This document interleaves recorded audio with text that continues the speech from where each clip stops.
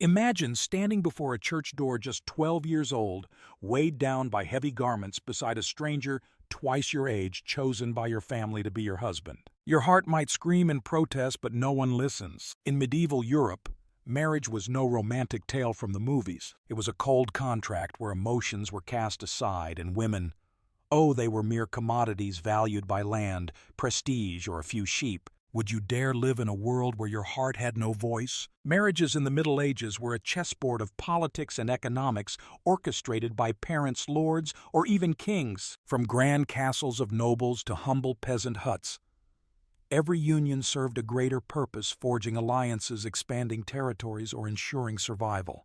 A 7-year-old girl barely able to read could be betrothed to a stranger just to merge two plots of land. Handshakes, coins exchanged, and vows at the altar sealed their futures with no escape. The Catholic Church, dominating every corner of medieval life, demanded both bride and groom say yes for a marriage to be valid. Sounds fair, doesn't it?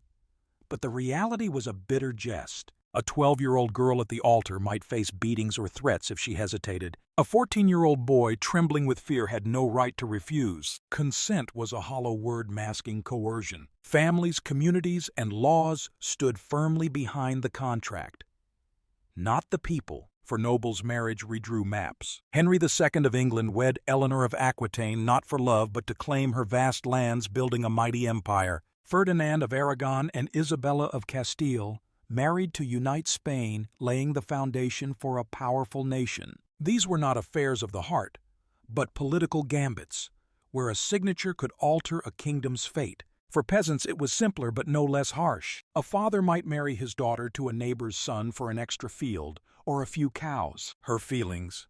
No one cared. The wedding itself was no private affair. It was a public spectacle where villages from peasants to nobles gathered to witness a transfer of power. Picture it, the world watching as you hand over your life. Ceremonies often took place at the church door with a priest reciting sacred words. The wedding ring, now a symbol of love, was then a mark of ownership. The bride stood to the groom's left, a subtle yet profound detail.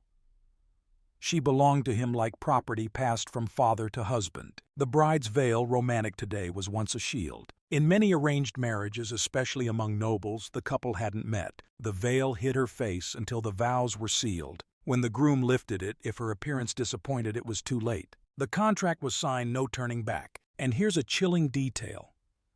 The groom sometimes carried a sword, and the best man wasn't there to give toasts, but to guard the ceremony, ready to stop the bride from fleeing or fend off disruptors. Weddings weren't just events.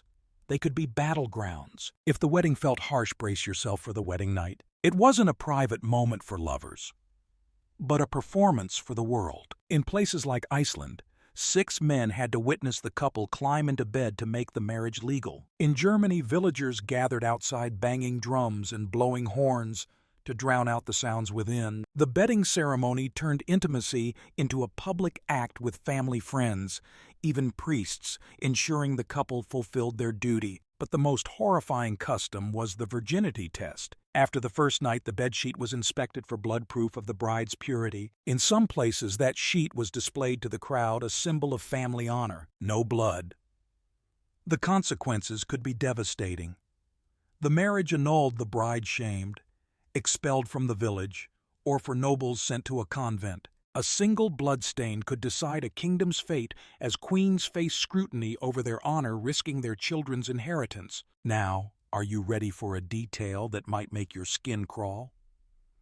Whispers in medieval villages spoke of Primae Noctis, the rite of the first night. This dark legend claimed lords could claim a peasant bride on her wedding night before her husband. Was it real or exaggerated? Historians still debate. Some say it was a symbolic power often bought off with money or gifts. In France and Spain, records show peasants paid taxes to avoid this rite. Some kingdoms even banned it, suggesting it wasn't pure myth. Tales, epics, and hushed fears tell of brides dreading their wedding night when a lord might knock. Even if rare or just a threat to reinforce power, it shows how powerless women were. Even in their most sacred moment, they had no control over their bodies. For women, marriage was just the start of a grueling journey bearing children, ideally sons. Picture this: your worth measured by how many times you could give birth in a world where each labor was a brush with death. With disease, famine, and poor hygiene, rampant infant mortality was high. Families, noble or peasant, needed many children to ensure some survived. For nobles, a son secured lineage, power, and land. For peasants, each child was a future laborer, a hope to escape poverty. Noble women like Queen Bertha of Holland faced crushing pressure. When she couldn't bear a son for King Philip I of France, he cast her aside, claiming she was too fat. But everyone knew the real reason: no male heir. Philip even took another man's wife, defying the church. For peasant women, the pressure was just as brutal. A wife might give birth while still toiling in fields, hauling water, or tending livestock. Each child was a future worker, but if they died, the family sank deeper into poverty. Childbirth was a deadly gamble. No doctors, no painkillers, no clean tools. A birth could end in death from infection or blood loss. Yet women often bore 5, 10, even 15 children.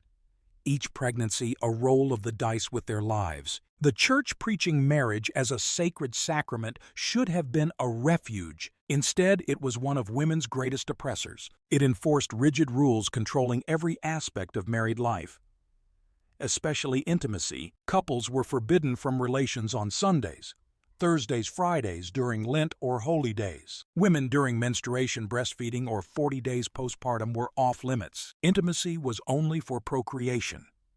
Pleasure was sinful. Some priests even calculated couples should be intimate just once a week or less. Worse, the church imposed the marital debt, obligating wives to meet their husbands' desires whether they consented or not. Refusal was a sin, risking spiritual and social punishment. But if a husband refused his wife, it was no big deal. Rooted in St. Paul's teachings, "Wives, submit to your husbands as to the Lord," this made women subservient from the altar. The vow to obey was drilled into them, stripping away autonomy even over their own bodies. Then there was domestic violence, accepted, even justified by church and society. The vow to protect could turn into a fist. The church allowed moderate punishment for a disobedient wife.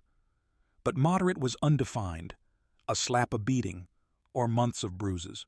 All were seen as private matters, as long as they didn't cause too much scandal. When a wife was beaten, the church rarely intervened. Courts only acted if violence was extreme or shamed the community. Most women had one choice: endure. Speaking out risked ostracism. Her parents might refuse her return as a runaway wife, disgrace the family. The church, guardian of marriage's sanctity, trapped women in misery. Legally, women had no independence. Before marriage, they belonged to their fathers.